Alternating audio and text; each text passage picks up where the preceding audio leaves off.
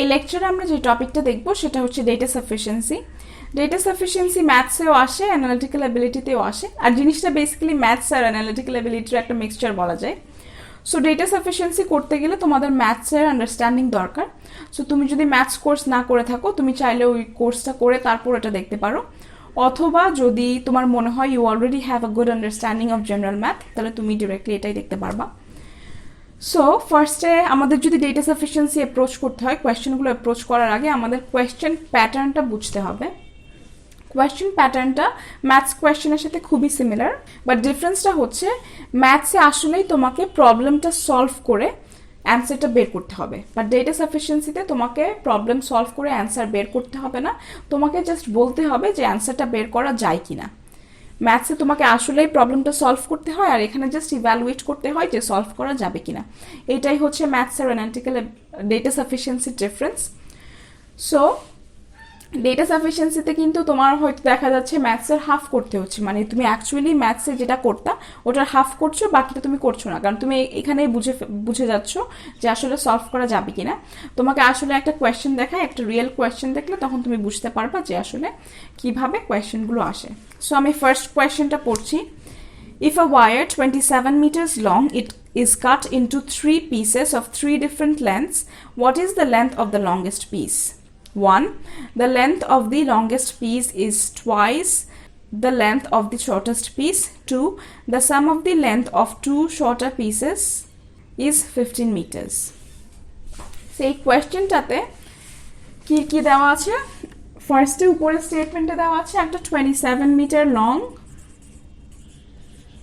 wire cut into 3 pieces.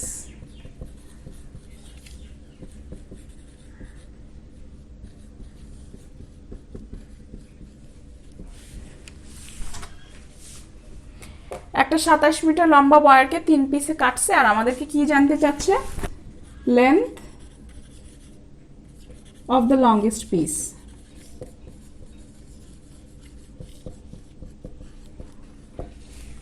So এটা হচ্ছে আমাদের কোয়েশ্চেন, আর এখানে আমাদের দুইটা ডেটা দেওয়া আছে। দুইটা ডেটা কি কি? দুইটা ডেটা আমি রাখলাম, এখানে পরে লিখব। দুইটা ডেটা দেওয়া আছে। এখন দেখো, এটা একটা ম্যাথস কোয়েশ্চেন হলে কিভাবে হতো? যদি এটা ম্যাথস কোয়েশ্চেন হতো তাহলে এই লাইনটার পর এই দুইটা ডেটা আমাকে দিয়ে দিত।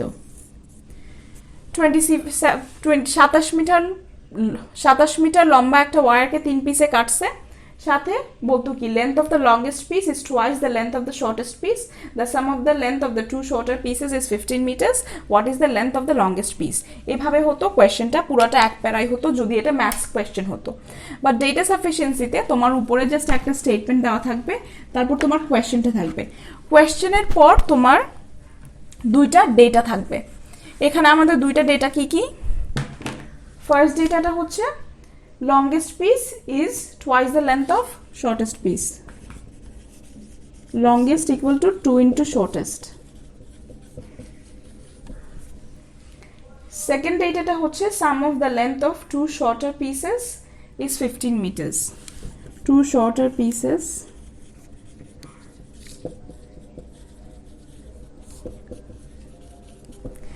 এই দুইটা আমার ডেটা।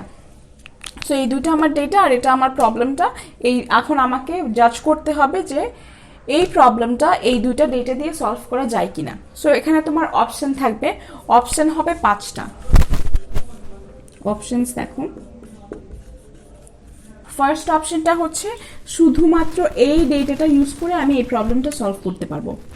সেকেন্ড অপশনটা হচ্ছে শুধুমাত্র 2 ইউজ করে আমি এটা সলভ করতে পারবো, 2 অ্যালোন।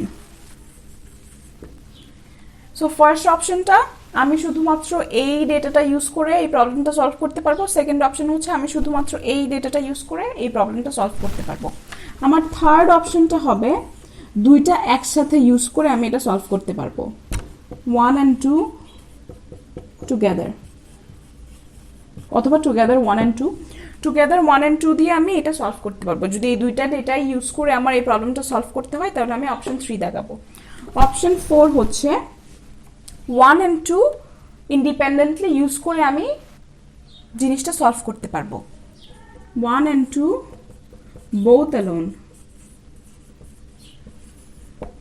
সো এই 1 প্রবলেমটা যদি এমন হয় যে আমি এই ডেটাটা ইউজ করেও সলভ করতে পারবো অথবা এই ডেটাটা ইউজ করেও সলভ করতে পারবো, দুটোটাই যদি ইন্ডিপেন্ডেন্টলি সাফিসিয়েন্ট হয় এই প্রবলেমটা সলভ করার জন্য, তখন আমরা অপশন 4 দেখাই। অপশন 4 হচ্ছে বোথ 1 and 2 আর অ্যালোন সাফিসিয়েন্ট।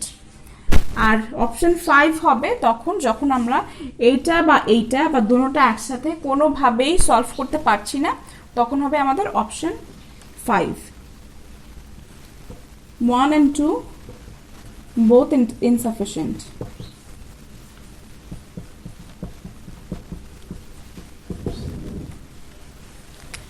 সো এইটাই হচ্ছে তোমাদের 5টা অপশন। এখন আমি আবার সামারাইজ করি যে কোয়েশ্চেনটা আসলে কিভাবে হয়। একটা ম্যাথস কোয়েশ্চেন যেরকম পুরো একটা কোয়েশ্চেন থাকে, এখানে ডেটা সাফিসিয়েন্সিটা বলা যায় যে ম্যাথস কোয়েশ্চেনটা 2 ভাগে ভাগ হয়ে যায়। উপরে একটা স্টেটমেন্ট থাকে, তারপর একটা কোয়েশ্চেন দেওয়া থাকে। এরপরে এই প্রবলেমের যে ডেটাগুলো লাগবে তোমার সলভ করতে, ওগুলো 1 আর 2 করে দেওয়া থাকে। এখানে 1 আর 2-তে 2টা ডেটা আছে, ওই 2টা ডেটা দিয়ে এই প্রবলেমটা সলভ করা যেতেও পারে, নাও যেতে পারে, যাবে নাকি সেটাই আমাদেরকে দেখতে হবে। সো এখানে আমাদের 5টা অপশন কি কি? আমাদের ফার্স্ট অপশন হচ্ছে শুধুমাত্র এই ডেটাটা দিয়ে সলভ করা যায়। আমার সেকেন্ড অপশন হচ্ছে শুধুমাত্র সেকেন্ড ডেটা দিয়ে সলভ করা যায়। থার্ড অপশন হচ্ছে দুইটাকে একসাথে ইউজ করে সলভ করা যায়। আর ফোর্থ অপশন হচ্ছে 1 আর 2 দুইটাকে আলাদা আলাদাভাবে সলভ করা যায়। মানে এই দুইটা অপশনই সত্যি, 1 alone is sufficient, 2 alone is sufficient। যখন এরকম কেস হবে তখন আমরা অপশন 4 দেখাবো। মানে 1 ইউজ করে আমি সলভ করতে পারি, 2 ইউজ করেও আমি সলভ করতে পারি ইন্ডিপেন্ডেন্টলি। আর যখন কোনো ডেটা দিয়েই সলভ হচ্ছে না, দুইটা ডেটা একসাথে ইউজ করেও সলভ হচ্ছে না, তখন আমরা অপশন 5 দেখাবো। সো এটাই হচ্ছে বেসিক্যালি ডেটা সাফিসিয়েন্সি কোয়েশ্চেনের ফরম্যাট। এখন আমরা এই কোয়েশ্চেনটাই আসলে সলভ করে দেখি যে ডেটা সাফিসিয়েন্সি সলভ করতে হয় কিভাবে। কোয়েশ্চেনটা আবার ক্লিয়ার করে লিখলাম যাতে ক্লিয়ারলি বুঝতে পারো। সো ফার্স্টে দেখি কোয়েশ্চেনটাতে কি বলছে। 27 মিটার লম্বা একটা তার 3 পিসে কাটছে, আমাদেরকে বের করতে হবে লংগেস্ট পিসটার লেন্থ কত। ফার্স্ট ডেটাটা হচ্ছে লংগেস্টটা হচ্ছে যেটা শর্টেস্ট পিস ওইটার দ্বিগুণ, আর সেকেন্ড ডেটাটা হচ্ছে মিডিয়াম আর শর্ট যেটা মানে দ্য শর্টার টু, ওদের লেন্থের সাম হচ্ছে 15 মিটার। সো ফার্স্টে আমরা এটা একটা ফিগার করে এঁকে ফেলি। এখানে এটা ধরলাম লংগেস্ট, এটা হচ্ছে মিডিয়াম আর এটা হচ্ছে shortest.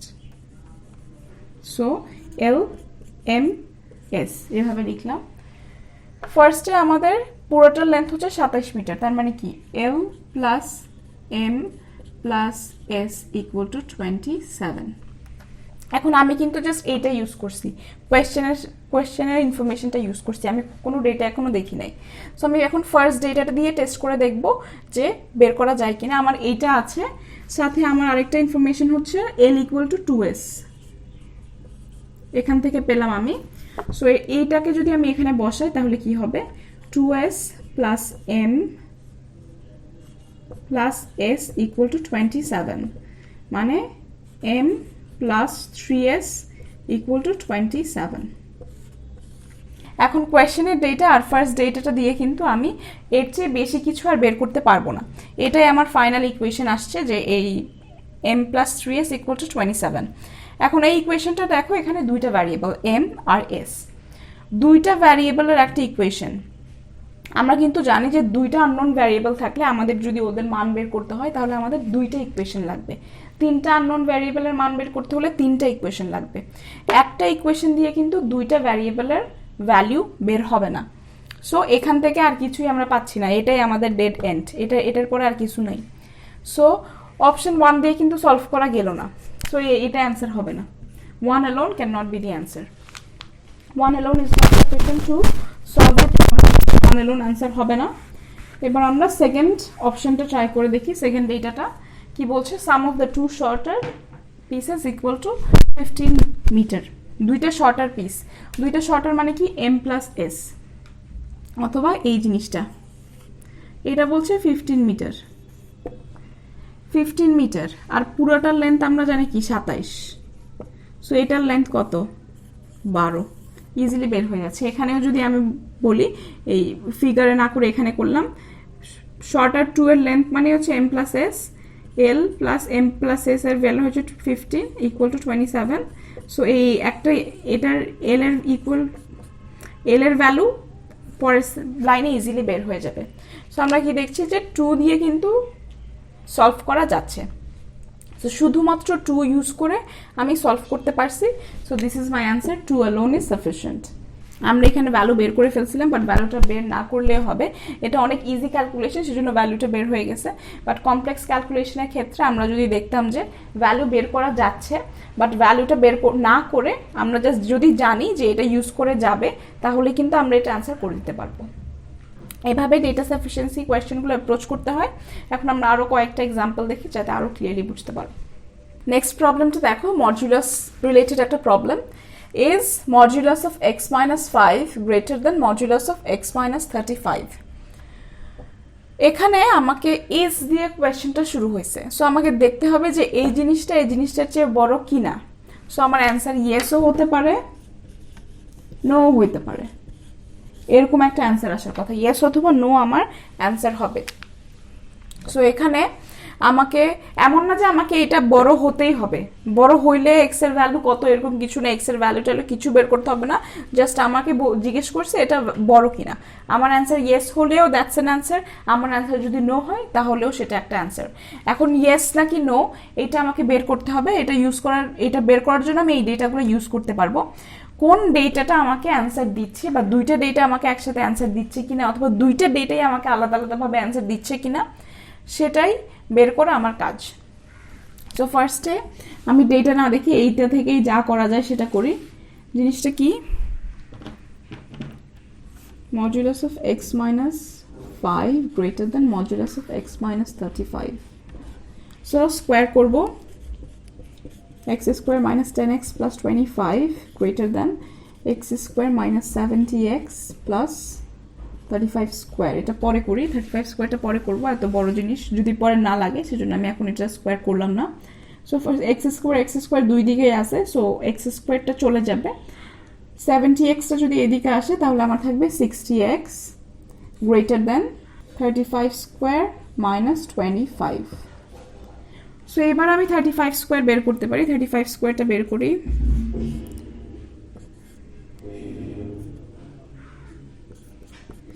105 1225। So 60x greater than 1225 minus 25 হলে 1200। এখন এটা তো ইজি, 1200 যদি ইয়ে করি ডিভাইড করি তাহলে x গ্রেটার দেন 20। সো এটা আমার আসছে x greater than 20। So option এখানে 1-এ কি দেখছি, x less than 10। So x যদি এটা যদি সত্যি হইতে হয়, এটার অ্যান্সার যদি ইয়েস হইতে হয়, তাহলে আমার x এর ভ্যালু হতে হবে x গ্রেটার দেন 20। আর এখানে আমি দেখছি x less than 10। So x less than 10 আর আমার লাগবে x greater than 20। So basically এটার অ্যান্সার কি, নো। ও আমাকে অ্যান্সার দিচ্ছে নো। তাহলে this is giving me an answer. এটা দিয়ে আমি অ্যান্সারটা বের করতে পারছি। আমি ফার্স্টে বলছিলাম ইয়েস হলেও দ্যাটস অ্যান অ্যান্সার, নো হলেও দ্যাটস অ্যান অ্যান্সার। অপশন 1 থেকে আমি অ্যান্সার পাচ্ছি no. So option 1 is giving me an answer. So option 1 আমাকে অ্যান্সার দিতে পারছে। সো 1 অ্যালোন হতে পারে। এখন আমরা দেখি 2 অ্যালোন হবে কিনা। যদি 2 অ্যালোন হয় তাহলে আমাদের আবার 1 and 2 ইন্ডিপেন্ডেন্টলি এটাও অ্যান্সার হতে পারে। সো 2 অ্যালোন যদি 2 যদি আমাকে অ্যান্সার দেয় তাহলে আমার অ্যান্সার হবে ডি, আর যদি 2 আমাকে অ্যান্সার না দেয় তাহলে আমার অ্যান্সার হবে এ। সো এখন দেখি 2 আমাকে অ্যান্সার দিতে পারে কিনা। সো আমার জিনিসটা আসছে এখান থেকে আমি পাইছি, এটার ভিত্তিতে আমি পাইছি x গ্রেটার দেন 20 হবে। আর আমাকে 2 আমার অপশনটা যেটা বলছে x is less than 25, x is less than 25।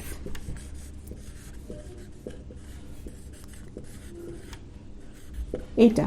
So এখানে কি হতে পারে, এখন আমার value x greater than 20, x greater than 20। এখন যদি 21 হয় তাহলে কিন্তু আমি অপশন অ্যান্সার পাচ্ছি যে দিস অ্যান্সার হচ্ছে ইয়েস। আর যদি আমার ভ্যালু x লেস দেন 25 এর মধ্যে 21ও হতে পারে, আবার কি হতে পারে 16ও হতে পারে। 16 is also a value that is less than 25, কিন্তু এটা কিন্তু গ্রেটার দেন 20 না। সো তখন আবার আমার অ্যান্সার হচ্ছে নো। এখানে আমি দুই রকম অ্যান্সার পাচ্ছি। x লেস দেন 25 যদি হয় তাহলে আমার ইয়েসও হয় আবার নো হয়। যেমন x লেস দেন 25 এর মধ্যে আমার এটা 16 টাইপেরও একটা অ্যান্সার হতে পারে, 21 টাইপেরও অ্যান্সার হতে পারে। 21 যদি হয় তখন আমার ইয়েস হবে, আবার যখন 16 তখন আবার আমার অ্যান্সার নো হচ্ছে। সো এই অপশন 2 এর জন্য আমি কিন্তু কখনো কখনো ইয়েস পাচ্ছি, কখনো কখনো নো পাচ্ছি। সো এটা কিন্তু আমার অ্যান্সার না, আমার অ্যান্সার হয় ইয়েস হবে অথবা নো হবে। আমি এখানে আসলে ডিটারমাইন করতে পারছি না is this greater than this, এটা 2 দিয়ে ডিটারমাইন করা যায় না। সো 2 আমাকে অ্যান্সার দিচ্ছে না, সো 2 এলোন হবে না। 2 এলোন যেহেতু হচ্ছে না, সো আমাদের এইগুলাও আর চেক করতে হচ্ছে না, আর কিছু চেক করতে হচ্ছে না, আমাদের অ্যান্সার হচ্ছে 1 alone is sufficient। সো এইভাবে এই জিনিসটা আমরা সলভ করলাম। নেক্সট প্রবলেমটা দেখো, there are some boys and girls present in a class apart from teacher, and the teacher decides to choose 2 students for a certain experiment. In how many ways can she choose a boy and a girl for the same? So basically কিছুই না, একটা ক্লাসে teacher আছে, teacher ছাড়া কিছু boys and girls আছে, and she wants to conduct an experiment. এক্সপেরিমেন্টে সে একটা মেয়ে আর একটা ছেলে নিবে, এখন সে কতভাবে নিতে পারে। সো আমাদের ডেটা কি কি আছে দেখি। ফার্স্টটা হচ্ছে number of boys is 20% less than the number of girls in the class, আর second number of girls is 25% more than the number of boys in the class. So এখানে আমার ফার্স্টে উপরের স্টেটমেন্টটা লেখার কিছুই নেই, কারণ ওখানে কোনো নাম্বার নাই, কোনো ডিজিট নাই। সেকেন্ডটাতে দেখি যে number of boys is 20% less than the number of girls in the class. এখন নাম্বার অফ বয়েজ হচ্ছে গার্লসদের চেয়ে 20% লেস। 20% লেস তার মানে কি, আমি বয়েজকে যদি 1 ধরি, গার্লস তাহলে 0.2 লেস, 0.2 লেস মানে কি 0.8 হচ্ছে গার্লস।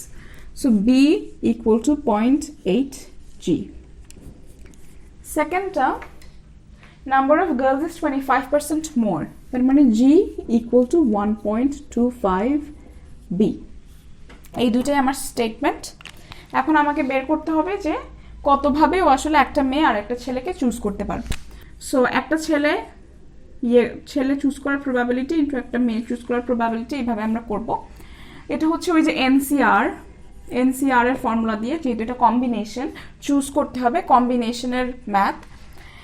এখন দেখো বি ইকুয়াল টু 0.8 জি, এটা অনেকভাবেই হইতে পারে। B equal to 10, G equal to 8, B equal to 5, G equal to 4, আবার B equal to 20, G equal to 16, সবই কিন্তু বি ইকুয়াল টু 0.8 জি।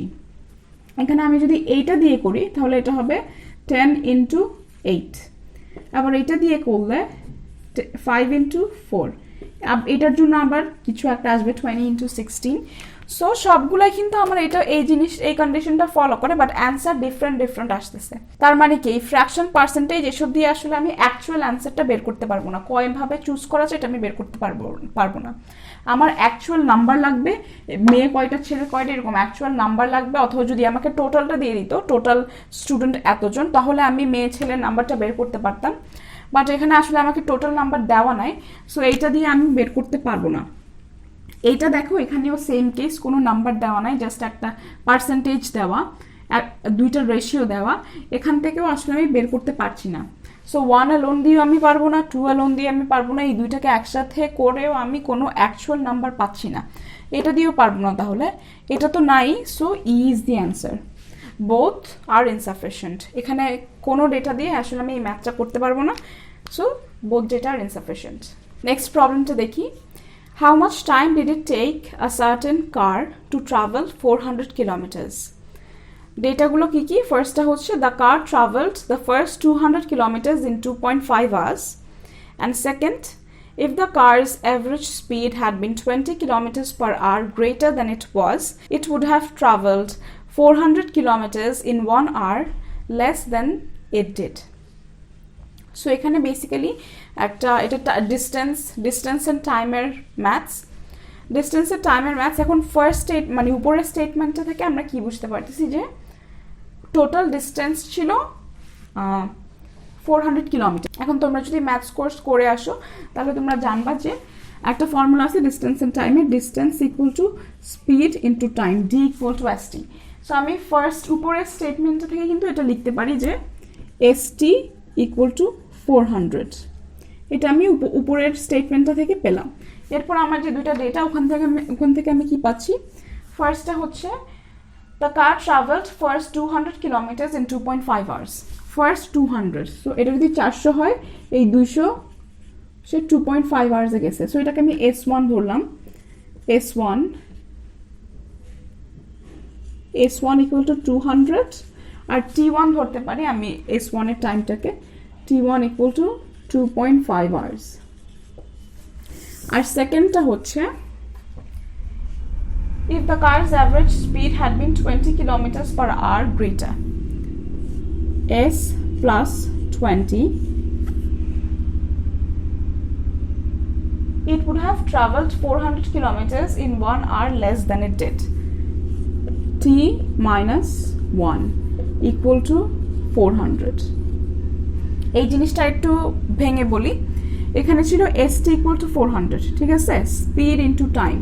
কিন্তু আমাকে ডেটা 2তে বলছে যে 400 কিলোমিটার যাওয়ার টাইমে ওর স্পিড যদি আরও 20 কিলোমিটার পার আওয়ার বেশি হতো, সো S plus 20, আর তাহলে কি হতো, টাইম 1 ঘন্টা কম লাগতো, T minus 1, এর স্পিড আর টাইম মিলেই তো 400।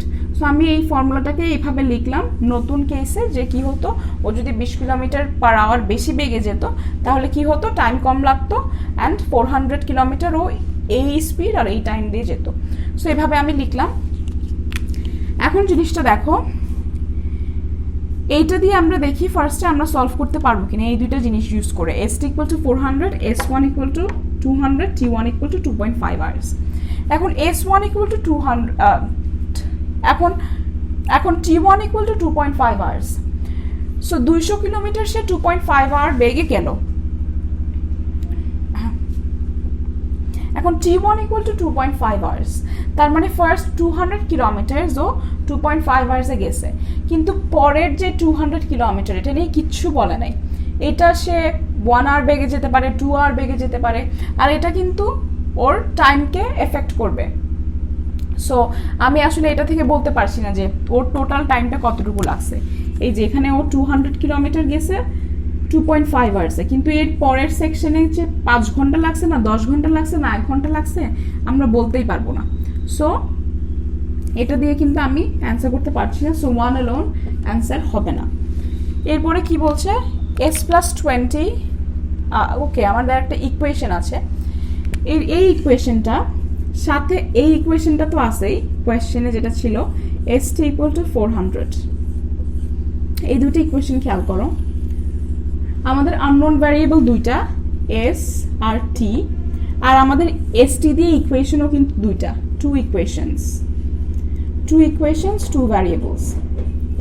সো দুইটা আননোন ভ্যারিয়েবল থাকলে কিন্তু দুইটা ইকুয়েশন দিয়ে আমরা সলভ করতে পারি। এই দুইটা ইকুয়েশন যদি সলভ করি তাহলে আমরা S T দুইটার ভ্যালুই পেয়ে যাব। সো T এর ভ্যালু চাইছে আমাদের অ্যান্সারে, এটাই হবে আমাদের অ্যান্সার। সো তার মানে কি, এই ডেটা আর 2 দিয়ে আমি কিন্তু সলভ করতে পারতেছি। সো 2 দিয়ে আই ক্যান সলভ ইট। এখন আমার এটা সলভ করতে হবে না, ST এর ভ্যালু কত আসবে এটা আমার দরকার নেই, আর এটা সলভ করতে গেলে একটা কোয়াড্রেটিক ইকুয়েশন চলে আসবে যেটা সলভ করতে টাইম লাগবে। সো ডেটা সাফিসিয়েন্সিতে এইটাই সুবিধা যে তোমাকে আসলে সলভ করতে হচ্ছে না, যেমন এই বড় ইকুয়েশনটা আমি সলভ করলাম না, বাট স্টিল আমি অ্যান্সারটা দাগাতে পারছি, কারণ আমি জানি যে আমার দুইটা আননোন ভ্যারিয়েবল সাথে দুইটা ইকুয়েশন যদি থাকে আমি ভ্যারিয়েবলগুলোর ভ্যালু বের করতে পারবো। নেক্সট আরেকটা কোয়েশ্চেন দেখি। এখানে লেখা, if 3 is a factor of the positive integers x and y is x odd. First data, units digit of 4 to the power x plus y is 6. Second, units digit of 9 to the power xy is 9. So এখানে ফার্স্টে উপরে বলা আছে 3 is a factor of x and y. x and y এর y এর factor হচ্ছে 3, তার মানে কি x আর y কে 3 দিয়ে ভাগ যায়।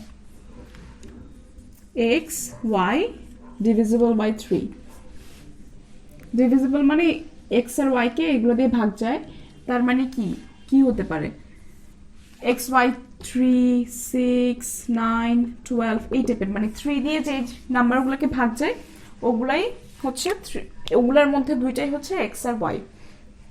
ফার্স্ট ডেটাটা হচ্ছে units digit of 4 to the power x plus y is 6, 4 to the power x plus y, এখানে ইউনিট ডিজিটটা হচ্ছে 6, আর সেকেন্ড হচ্ছে units digit of 9 to the power xy is 9,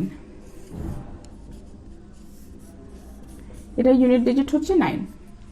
এখন এখানে একটা জিনিস দেখতে হবে, একটা ইন্টারেস্টিং জিনিস, যে 4 to the power X plus Y এটা ইউনিট ডিজিট হচ্ছে 6।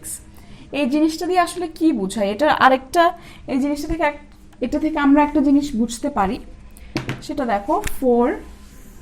4 to the power 1 equal to 4 square equal to 16, 4 cube equal two 64, 4 to the power 4 equal to 256। এইভাবে করে যাবে। একটা প্যাটার্ন খেয়াল করো, 4 6 4 6, এভাবে 4 6 4 6 নিচেও একটা প্যাটার্ন যাবে। এই 4 6 4 6 প্যাটার্নটা হলো যখন টু দি পাওয়ারে এখানে একটা আমি অড নাম্বার দিচ্ছি তখন এটা হয় 4, ইউনিট ডিজিটটা 4 হয়। যখন আমি একটা ইভেন নাম্বার দিই তখন এটা 6 হয়, অড 4 ইভেন 6 এরকম। সো এখানে বলছে এক্স প্লাস ওয়াই এর 4 to the power X plus Y যখন হয় তখন ইউনিট ডিজিট হচ্ছে 6। তার মানে কি এক্স প্লাস ওয়াই ইভেন, এটা থেকে আমরা পাই যে X plus Y equal to even, কারণ এখানে ইউনিট ডিজিট 6 হয়েছে। So X plus Y equal to even. এখন আমাদেরকে বের করতে হবে এক্স কি অড কিনা। এটা হতে কিরকম হতে পারে, কখন কখন ইভেন নাম্বার হয়। এক্স প্লাস ওয়াইকে আমরা অড ইভেন দিয়ে দেখি। ধরো দুইটাই ইভেন, তাহলে 2 প্লাস 2 ইকুয়াল টু 4 হতে পারে। দুইটাই অড ধরলাম, 3 প্লাস 5 ইকুয়াল টু 8, এটাও হয়। আরেকটা জিনিস কি, একটা অড একটা ইভেন যদি ধরি তাহলে হয় 7, তাহলে এইটা হবে না, এই জিনিসটা হবে না। বাকি দুইটা কেসে কিন্তু হতে পারে, হয় এই দুইটাই ইভেন অথবা এই দুইটাই অড। এখন এক্স কি অড নাকি ইভেন সেটা কিন্তু আমরা বলতে পারিনি, কারণ এই দুইটার যে কোনো একটাই হতে পারে। সো এ বা 1 কিন্তু আমাদেরকে বলছে না যে এক্স অড নাকি ইভেন, কারণ আমরা দেখলাম যে ইভেন ইভেন অড অড যে কোনো একটাই হতে পারে। সো ইভেনও হতে পারে অডও হতে পারে। আমাদের অ্যান্সার পাই নাই আমরা এক্স অড কিনা, এটার অ্যান্সার পাই নাই। সো এ লোন হচ্ছে না। এবার দেখি আমাদের এটা থেকে আমরা কি পাই। 9 to the power X Y, এটার ইউনিট ডিজিট হচ্ছে 9। এটার মানে কি, এটারও এরকম 4 এর মতো একটা সিকোয়েন্স আছে, সেটা হলো 9 to the power 1 equal to 9, 9 square equal to 81, 9 cube equal to 9 to the power 4 আর না বের করি, বাট লাস্টে 1 আসবে। এভাবে 8 1 8 1 এর একটা সিকোয়েন্স হয়। এখানেও যখন পাওয়ারে একটা অড নাম্বার তখন 9 হয়, যখন পাওয়ারে একটা ইভেন নাম্বার তখন 1 হয়। অড ইভেন এভাবে হবে। এখন আমাদের এখানে বলছে পাওয়ারে মানে ইউনিট ডিজিটটা হচ্ছে 9, তাহলে এক্স ওয়াই কি অড হবে, X Y equal to odd, X Y odd. এখন আমি দেখি যে এক্স আর ওয়াই এই দুইটা অড নাকি ইভেন কিভাবে হবে। যখন দুইটা ইভেন নাম্বার আমি মাল্টিপ্লাই করি তখন কি ইভেন আসে, যদি আমি একটা অড আর একটা ইভেন মাল্টিপ্লাই করি তখন ইভেন আসে। আর যখন আমি দুইটাই অড নাম্বার মাল্টিপ্লাই করি তখনই শুধু অড আসে। মাল্টিপ্লিকেশনে যদি একটা ইভেন নাম্বার থাকে প্রোডাক্টটা অলওয়েজ ইভেন আসবে, কখনো অড আসে না। সো এখানে কি হলো, যখন দেখলাম যে মাল্টিপ্লিকেশনটা অড, তার মানে অবশ্যই এই দুইজনই অড নাম্বার। এখানের মধ্যে একজন ইভেন নাম্বার থাকলে কিন্তু মাল্টিপ্লিকেশনের ওদের প্রোডাক্টটা ইভেন হয়ে যেত।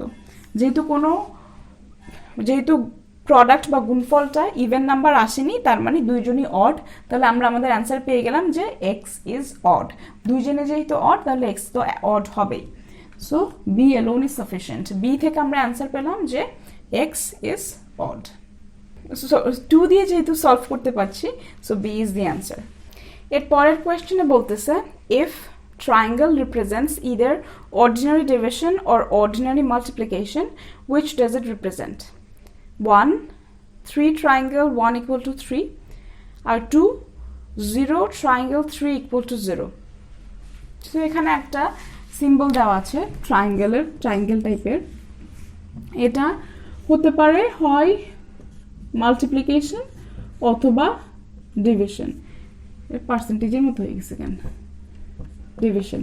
এখন কোনটা আমরা জানি না, আমাদেরকে 1 আর 2-তে যে ইনফরমেশন দেওয়া আছে ওগুলো ইউজ করে বের করতে হবে, যে বের করতে হবে না, দেখতে হবে যে বের করা যায় কিনা এটা মাল্টিপ্লিকেশন নাকি ডিভিশন। সো ফার্স্টে দেখলাম 1-এ কি দেওয়া আছে, 3 ট্রায়াঙ্গেল 1 ইকুয়াল টু 3,